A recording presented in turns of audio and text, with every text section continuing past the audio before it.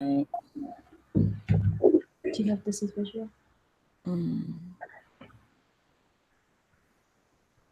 Okay, bear with me for just a second. There we go. All right. How's the royal family? I pray that everyone is doing well, and we are on Cabrera Santana Facts and Fire. And this evening, we are interviewing Taj and Brandi Jackson. And what I put is defending Neverland and Michael Jackson.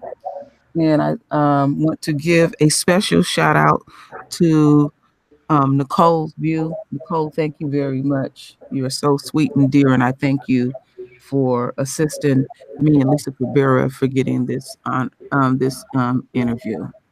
So we're gonna get started. I'm gonna put Lisa Cabrera on the spot. You can ask them the first question, my queen.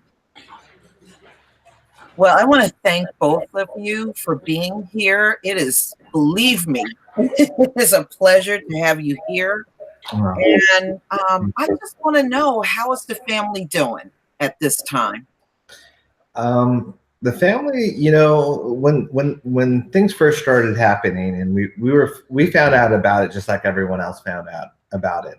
Literally a press release when, you know, from Sundance about this documentary, and it blindsided us, you know, and knowing who our uncle was and knowing his heart, it was the most frustrating thing, because it's like there's a narrative being spun one way and you're like, that's not our uncle. He would never do that. And it was more frustration at that point.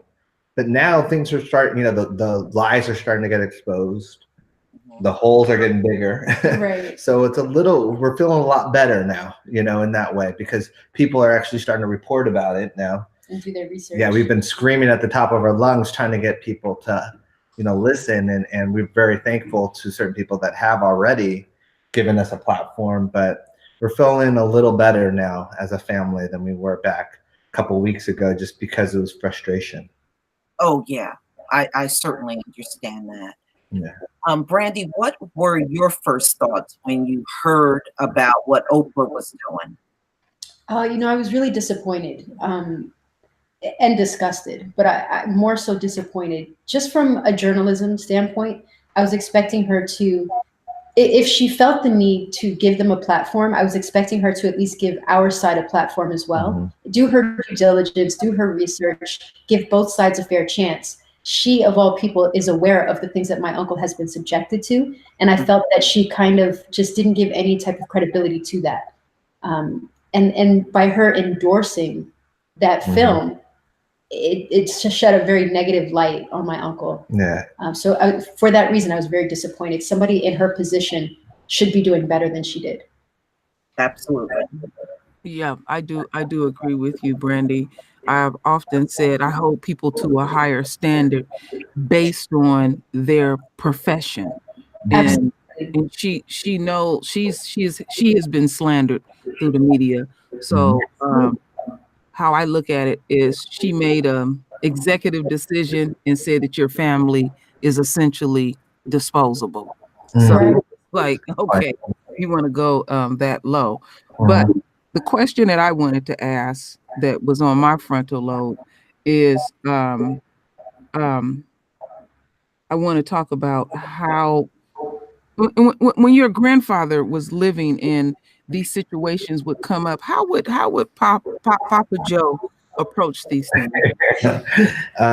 He was a lot different than us in that way. And I always joke in terms of when I'm doing these interviews, I have a lot of Joe in me now, you know, because I was always very more soft-spoken, you know, but my grandpa he had so much pride in what his family had accomplished, you know, and the barriers that were broken down, and just that pride, but also that fight that comes from him in that way, you know. I think with my grandma, it's more of the love, the turn your other cheek, but also that loyalty comes from her in terms of just being, you know, you can count on grandma, always there.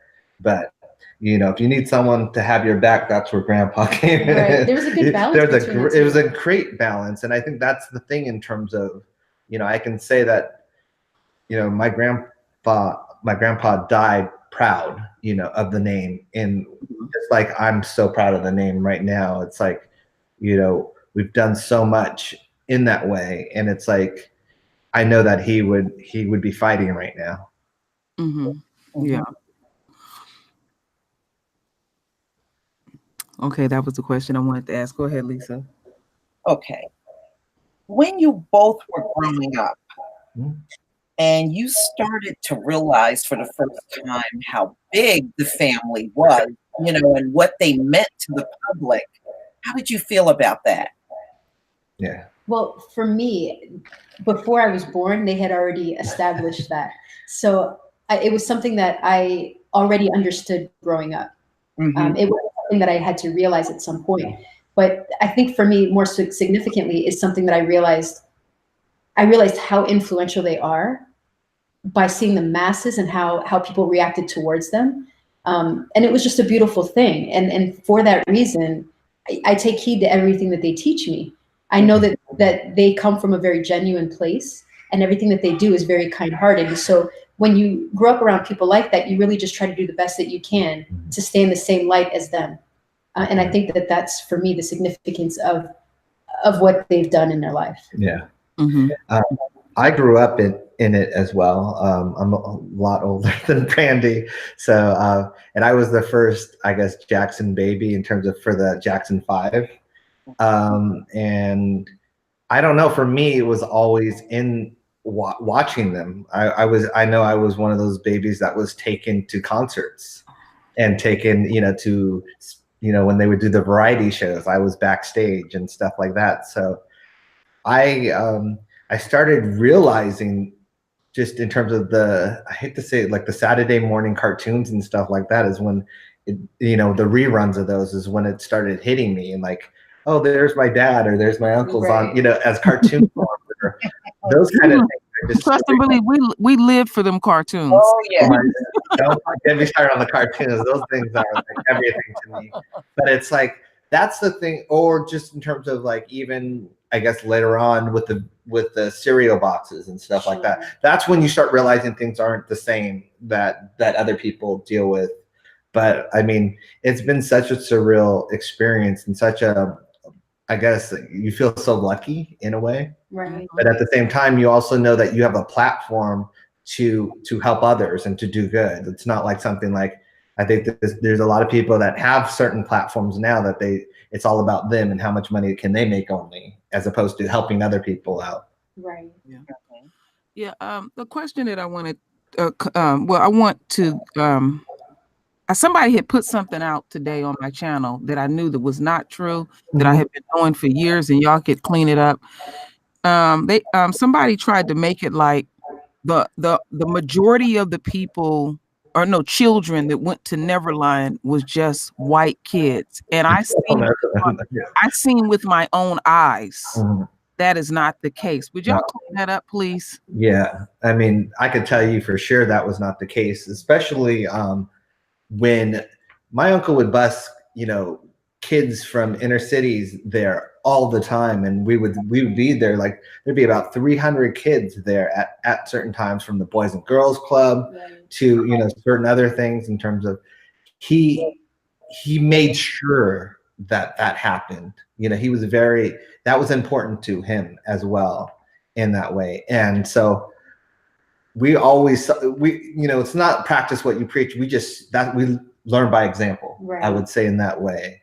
And so I think that's been the misconception, is everyone wants to paint it like, oh, Michael, leaned this way in terms of he didn't care about his race or whatever, which is the biggest misconception that, the public has been fed by the media, I would say.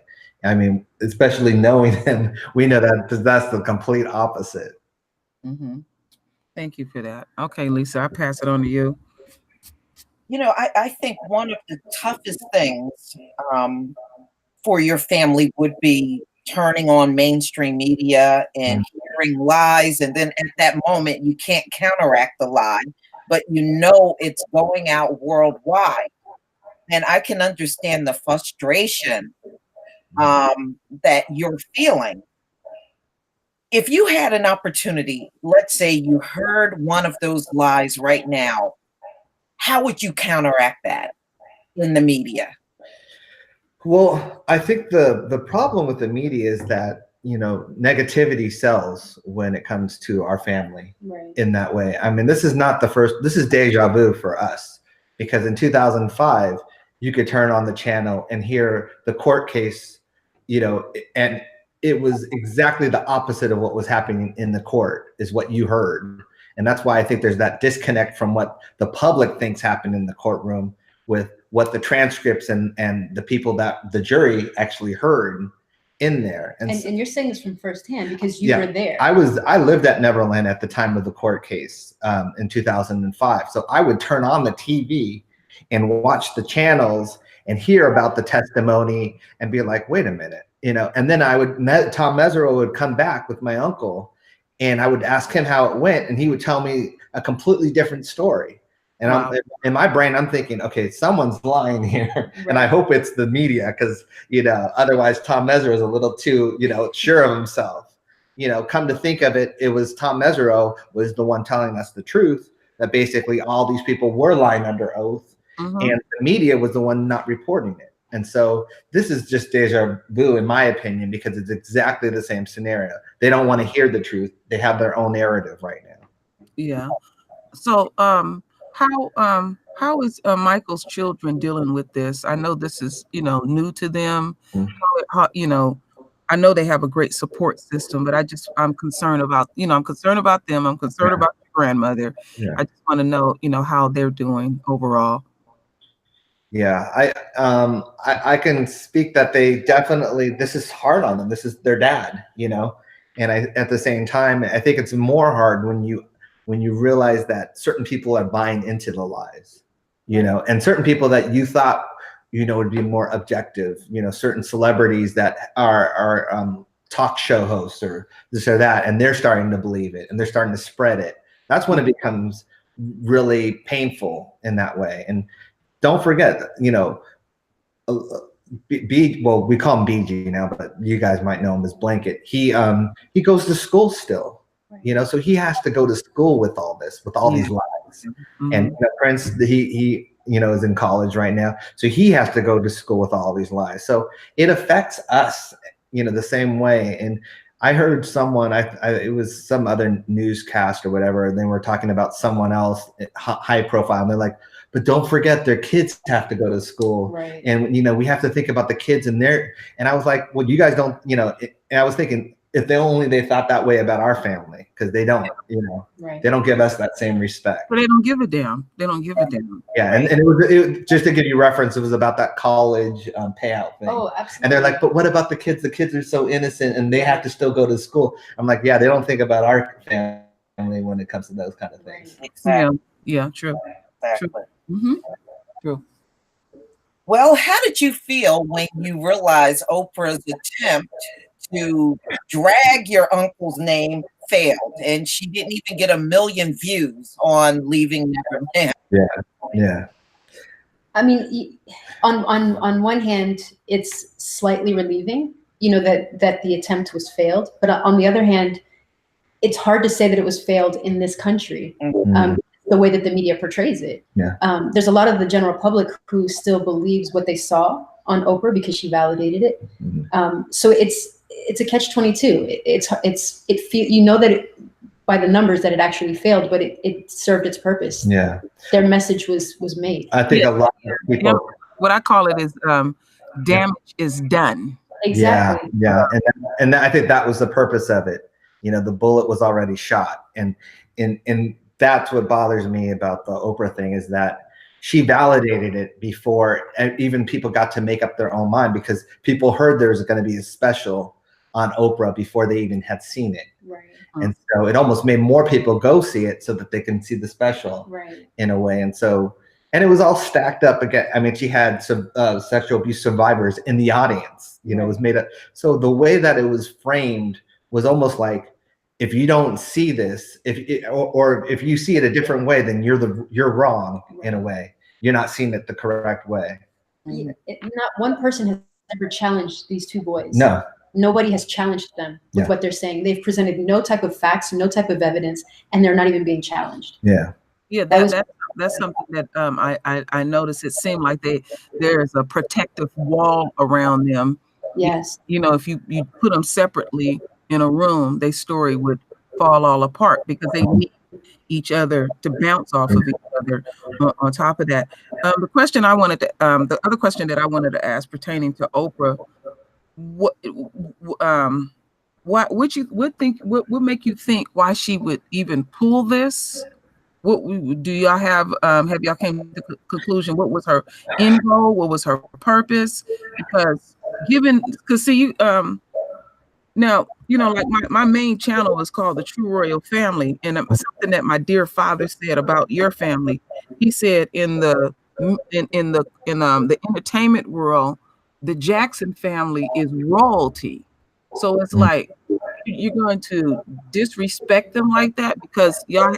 One thing that I do know about this family is you don't hear about drug abuse. You don't hear about going in and out of jail and all this type of stuff like that.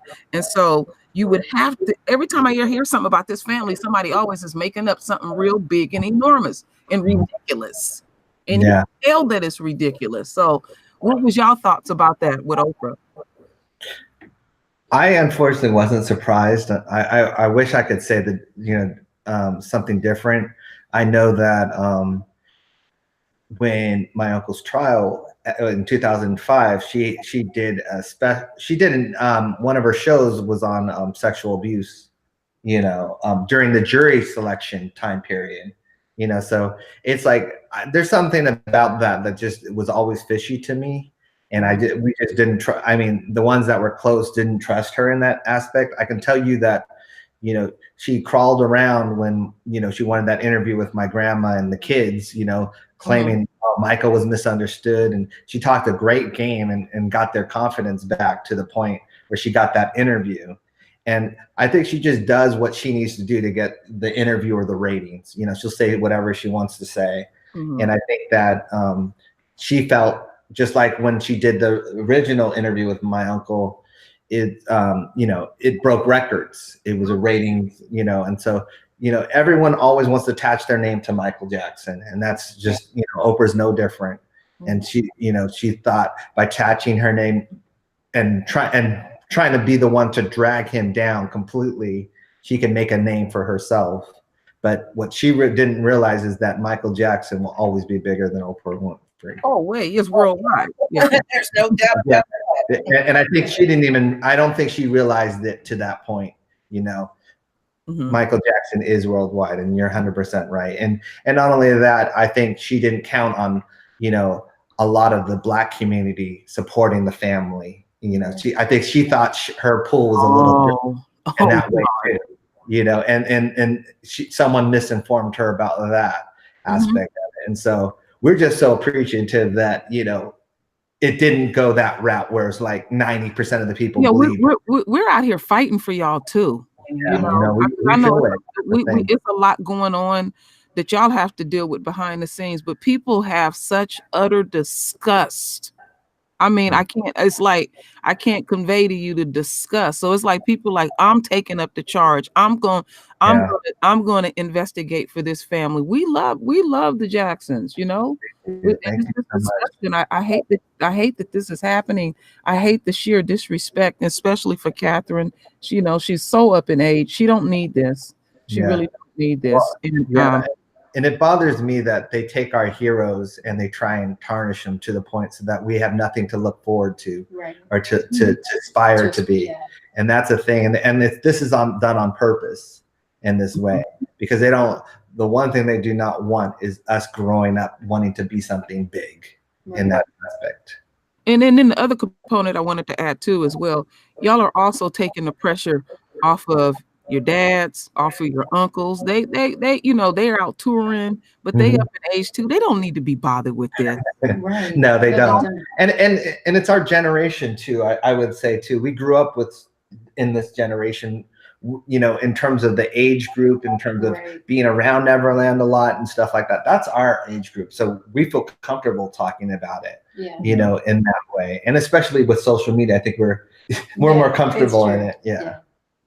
Like, we have this direct attachment. We know the people involved. We know the people involved. The accusers. Yeah. So which makes it even Yes. You know, I have to agree. A lot of it is jealousy.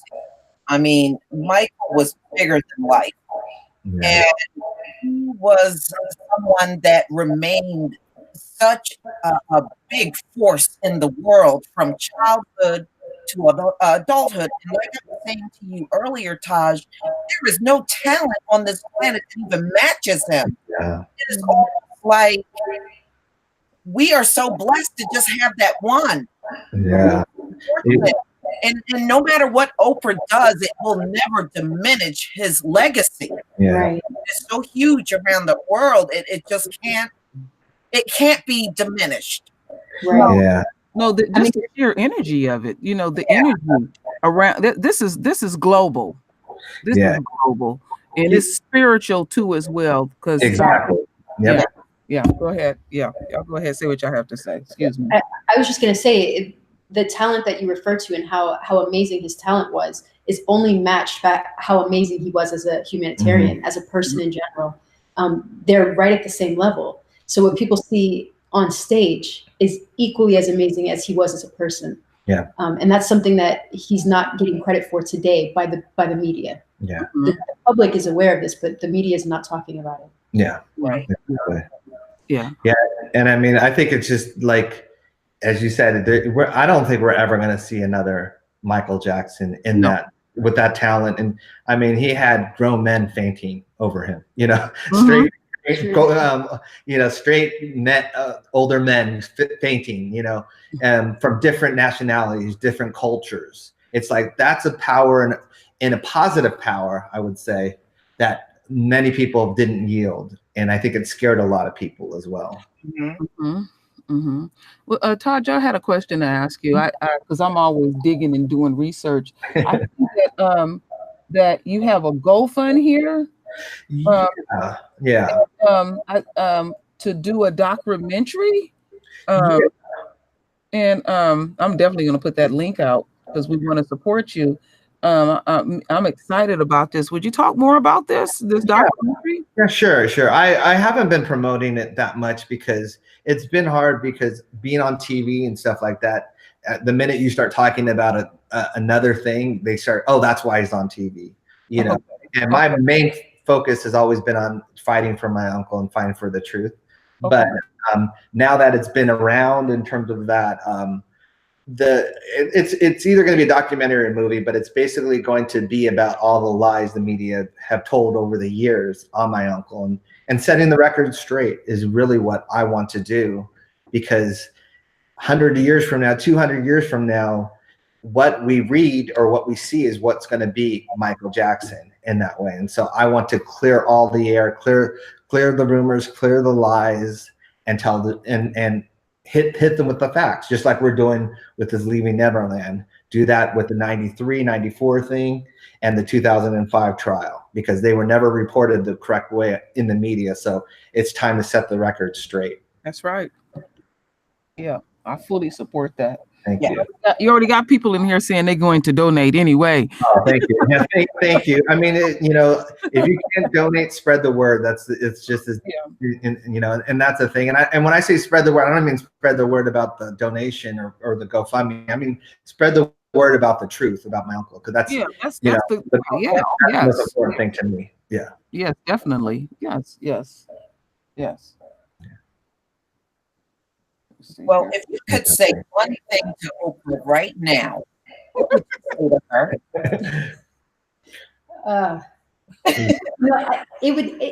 I would tell her how I feel about what she did. I would express my disappointment and why I'm disappointed and how she's let the public down. Not just our family, but the entire public, the people that watch her and go to her for true journalism. She's got a position to uphold, and I feel like she let people down with that.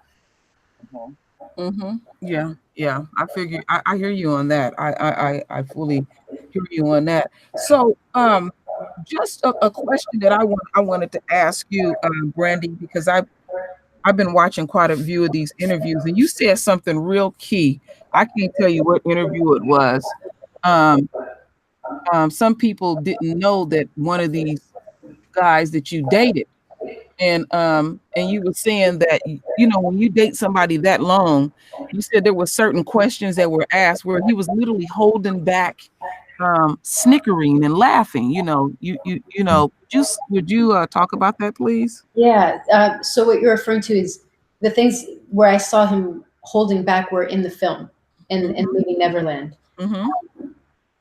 The claims that they made were so over the top that even he knew that they were almost, and I mean this loosely, but they were almost laughable and comical.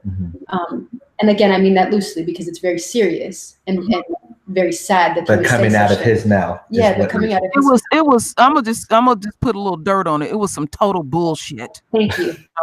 That's really what I'm dancing around. I'm trying to be, you know, correct with my language on your show.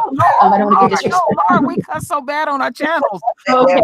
That's basically, yeah, that's the sentiment that I have. And like you said, when you know someone for so long, watching this, he was so transparent for me. And I could tell he was really trying to hold back because my uncle would never do the things he's saying. He's the complete opposite. Yeah. And so it is almost funny.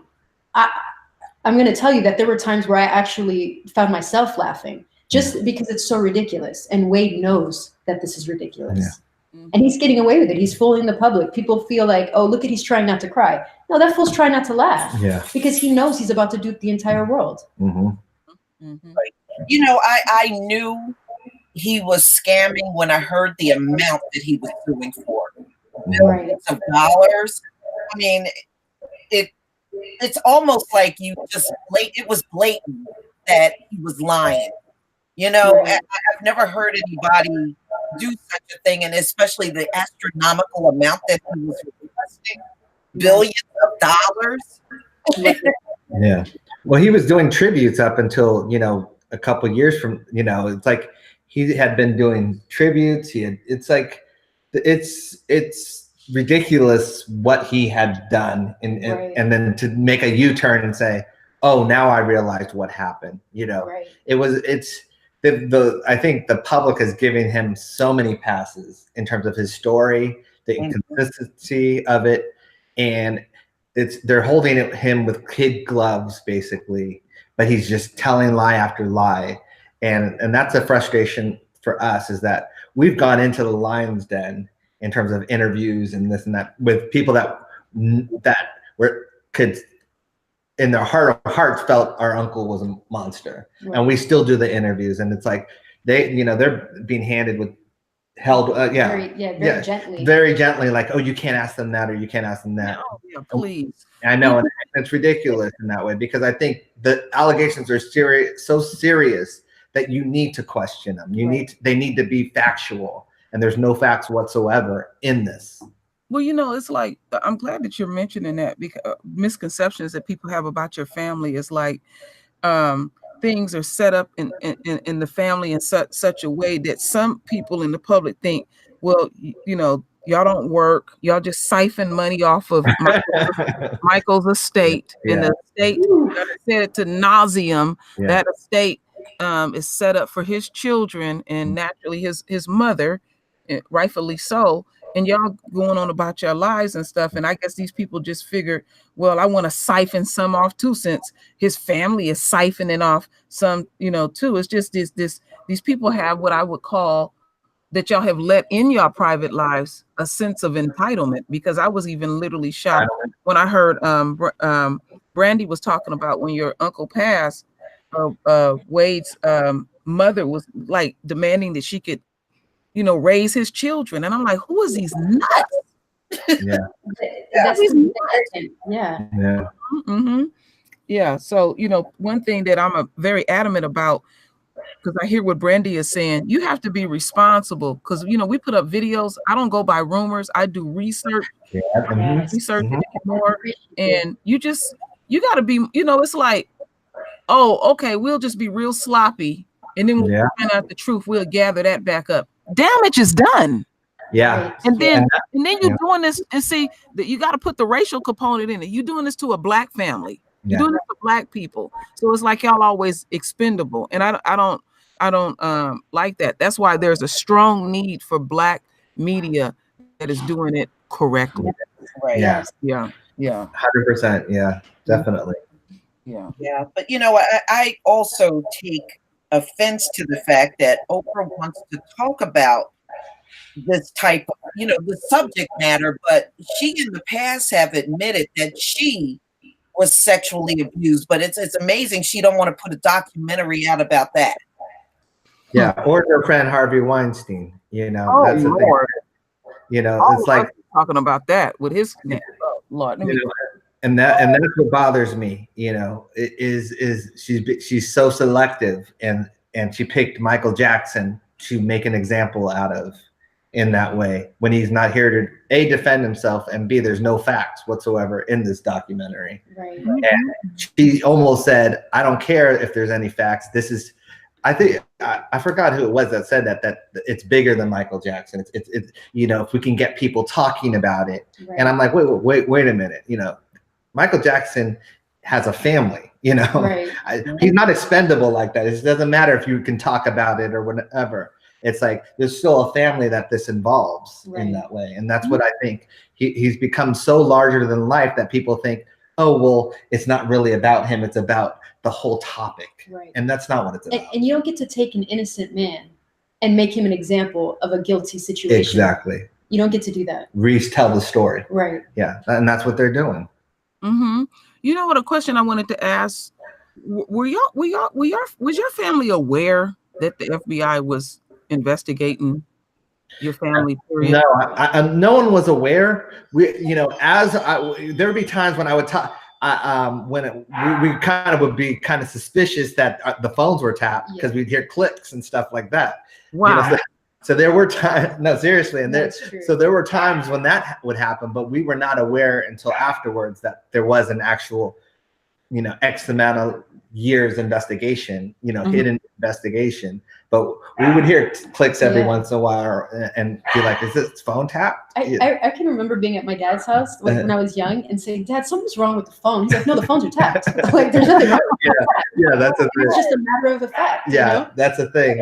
And so we grew up in that environment, but you still forget it. You still because in our we're an open book. There really wasn't anything that we'd be doing anyway in that way. And I say that the same thing with my uncle. It's like, for all the years of secret investigation, they found nothing. Right. They can't. You can't even do that with. You can pick someone off the street right now, a stranger, and they're going to find something on them. Yeah, and how long that they investigated him. So how do y'all feel about that? I mean, I feel that I'm not saying the FBI. I'm saying I know Tom Sneddon was after him for decades, basically. The DA of Santa Barbara. It was his personal mission to bring down Michael Jackson, and so I think a lot of that was on him trying to find something to pin Michael Jackson to. And so I think if he would have found something from taxes to this or that, he would have used that to get him. And that's the thing. And he couldn't find anything. And being that he had this agenda, I'm so thankful that the FBI did do their investigation. And was fair. Yeah, it was fair. I'm thankful that they did, because otherwise we would have nothing to go on today to prove. Yeah. And with WikiLeaks being able to release these documents, we're able to show, look, the due diligence was there. It was done. There's nothing to be told. And the FBI is the best of the best. Yeah. That's the thing. It's like they are known to be efficient. They're known to be the best of the best. And so, and they're not on our side. I'll tell you that. So, well, they sure dancing around that, Right. Any chance, I just suggest any chance your family throw it right back up in their face. You know, you were invested because they it's not like they gonna try to protect a black man. We ain't gonna even talk about who your family is.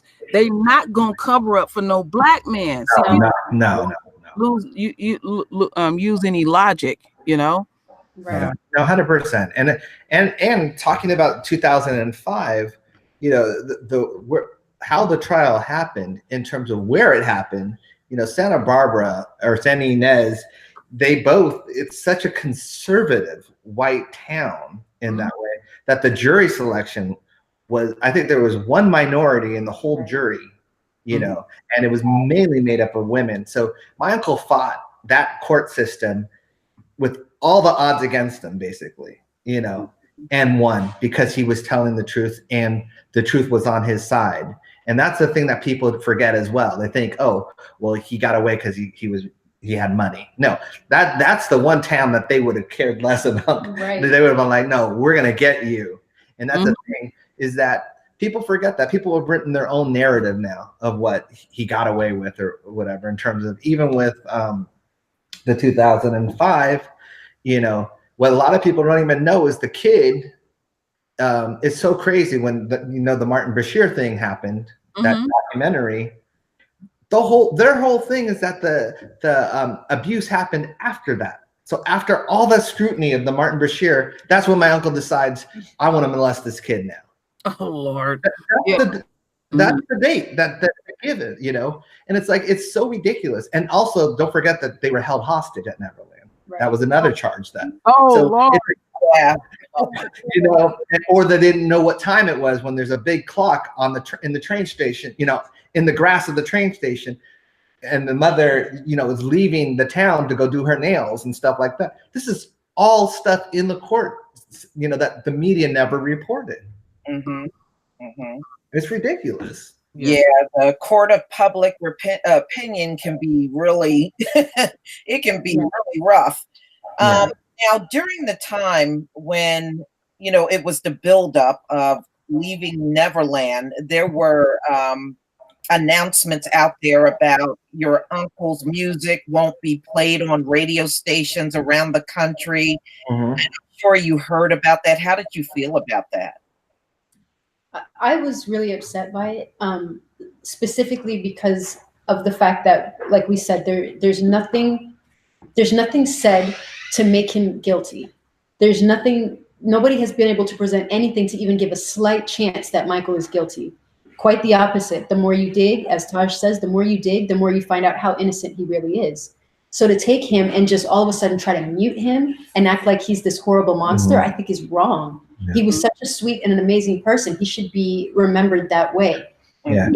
Not remembered as this horrible pedophile monster. Yeah. Well, I think that also the thing is that it's funny how they don't mute other artists or, you know, musicians that have been known to have facts behind them in terms of that. So to me, it was very selective in that way. It was almost like, we're going to try and mute Michael Jackson, but don't look over here where these are some people that really have had histories of this or have been known to, you know, marry or date underage people. I call it the fake selective outrage in the media.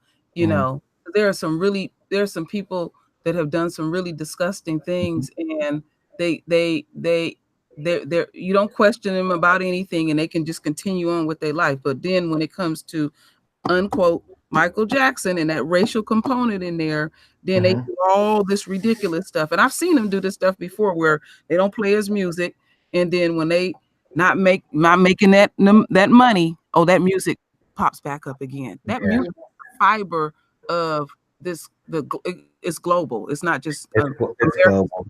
It's global. So they can't stop it. Whatever this entity is trying to do, they can't stop it. It's not working. It's not working. And I can tell you that the Vegas show is completely sold out still.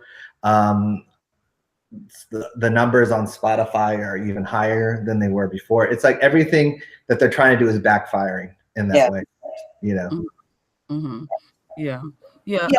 America has a long-standing history of being obsessed with black male sexuality anyway. And we have seen Bill Cosby get dragged. We've seen R. Kelly. And it seems like if you went according to the media in this country, you would think that men of other races don't do these things, just black. Just black men. That's right. Yeah, and that's the thing. And that's what they want you to think in that way. Is we've become the poster child of all that stuff in that way, and they glance over the other stuff, and that's what especially Hollywood has been very guilty of that.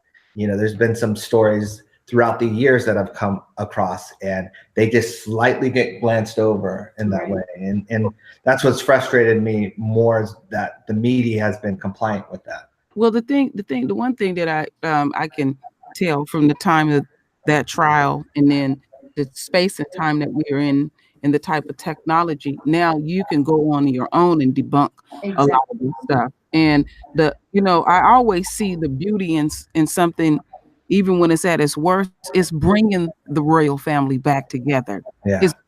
It's bringing us back, because we're like, no. Now the public can get out here and speak. We can throw up a channel and say, oh, hell no, that's not happening.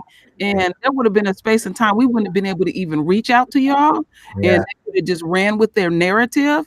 And this is what I'm loving about the next generation, that because I've been listening to a lot of different y'all family members. Y'all pissed and y'all saying whatever y'all freely want to say.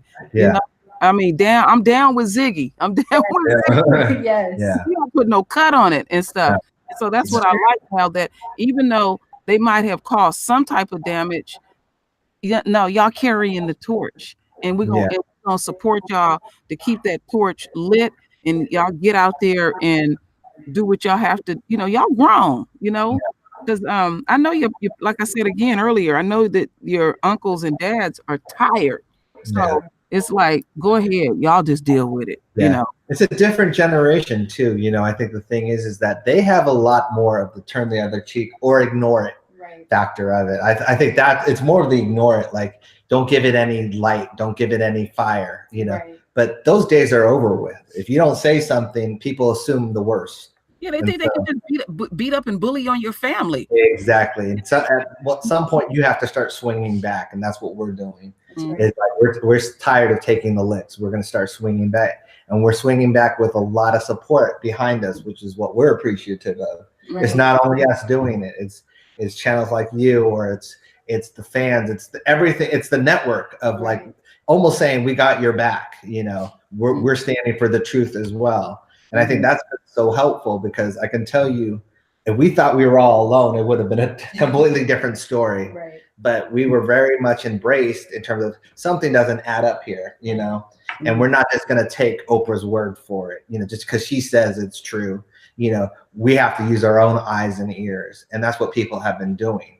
And it has been that. Yeah, it's not that they're not doing it blindly, like you said. They're not doing it just because they're a fan of the family or a fan of Uncle Michael. They're doing it because they've researched it and they know the truth. And just like you guys have dug into it. You've done your research, and that's why you're able to stand up. Yeah, I think also my uncle is one of the few people, and I've said one of the few people in life that actually the more research you do, the more you realize he's innocent. You can't do that with a lot of people. The more you dig, the more you're going to find something negative. My uncle's the complete opposite. The more you dig, the more you realize, oh my gosh, he was framed here. They lied about him here. This is the truth here. And so that we welcome people to look on the internet and look for the truth, look for the facts, look for the transcripts. The truth. When I say truth, I mean transcript, like things like that. Not rumor sites and tabloids. Yeah, I'm talking about like transcripts, court documents, like those kind of things that can't be changed. Well, they didn't factor that in. That's what I call it Big Brother, and they didn't factor in. They've been abusing your family for so long. They did not factor in the next generation. It's like, okay, I didn't grew up in this shit. I'm tired of this shit, and I'm fighting back. And then on top of that, what they didn't factor in is that there are many fans out here online, and we're like, no, no.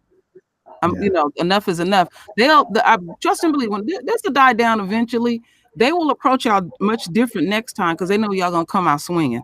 And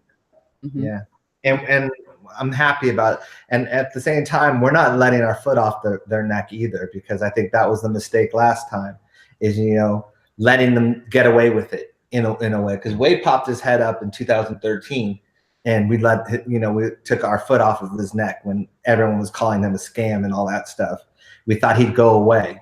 Well, he didn't go away. He came back with a different approach, because he's not used to doing things on his own and making his own money. So he's got to, that's his problem. As you said, entitlement, privilege and entitlement.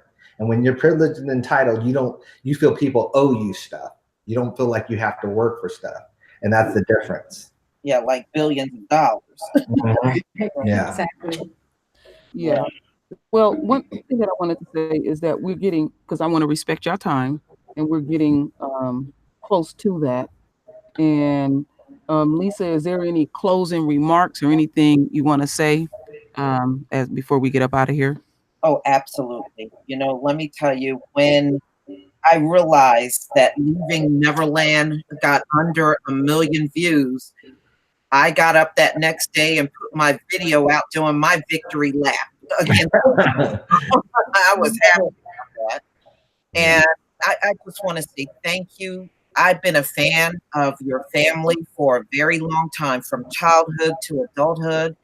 And I enjoy even the music from different generations within the family. You've been a great inspiration, not only to the Black community, but to the world. Thank you. I thank Brandi and I thank Taj for being here and giving us an opportunity to have this conversation with you. Yeah. And the way I want to leave it is there anything that Brandi or Taj want to close with? And before you say that, I want y'all to know this ain't the first time, because I'm always researching. It's not like, oh, we're just gonna interview the family one time. I want to know what's going on with y'all later on, and it don't even have to be about what's going on with your uncle right now. That's on the forefront. I'm rooting for the documentary and everything like that. So it's just like I'm concerned about the family, because when I emailed you back, Taj, I meant what I said. Even if you didn't grant the interview, I was really, and I'm still really concerned about the family, and especially the children and your grandmother. But I just want to let y'all have the last word with the closing remarks. Yeah, I'll start because I always end it. Sure. So it's I'm so proud of, just in terms of the name, but also I'm so thankful of the community in that way, in terms of supporting not only us but my uncle as well, and not believing all the BS that you're reading and hearing, and also standing up for them, doing your own channels, or there've been people doing their own videos or their own research. And we see that, and I think that's what we feed off of. If that's what gives us energy and gives us hope, is that people are listening and people are doing their own thing in terms of the truth. And so I'm just so thankful in that way, because I could tell you, if it was quiet, it'd be a different story. I know for me, at least, I'd still be out here doing it, but it would be, my attitude wouldn't be as, right. I don't want to say happy, but I see a change in the wind, I would say. Right. And I'm welcoming it. Mm-hmm. And what I would like to say is very similar to what Taj is saying. I'm just very thankful that people didn't become lazy and just say, I'm not doing any research. I don't need to. This is what it is. We're thankful for platforms like you, who give us a chance to speak and give us a chance to talk this out and show the different sides of what really is. And then people going home and taking what we say and researching it for themselves. Mm-hmm. We're not asking anyone to ever take what we say for face value. We want people to look at these things for themselves. So for that, we're all very thankful. Yeah, 100%. And like you said, the people behind us have been very supportive, sending us messages along the way to keep fighting, and that really does help. Mm-hmm. It's inspiring. Yeah, great job. Yeah. We greatly appreciate y'all and stuff, and I know this is stressful and everything. So I just pray that y'all don't have to keep going through this. But I know y'all fighters, and y'all have supporters out here. Y'all know it, and everything.